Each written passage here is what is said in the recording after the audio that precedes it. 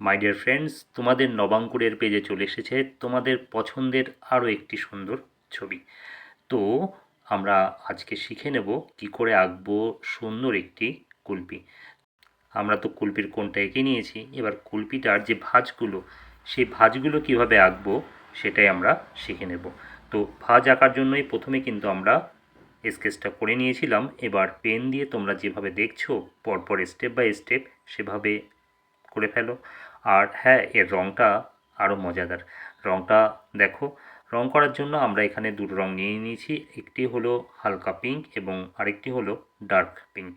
তো হালকা পিঙ্কের নিচ থেকেই ডার্ক পিঙ্কটাকে হালকা করলেই দুটি রং সুন্দরভাবে মিশে যাবে, যেমনটা তোমরা চাইছো। তো একই রকমভাবে আমরা কোণের রঙটাও করে ফেললাম। ছবিগুলি তোমাদের কেমন লাগছে জানিও। নতুন যারা আছো ফলো করতে একদম ভুলো না, আর পুরনোদের অনেকটা শুভেচ্ছা। এখন টাটা।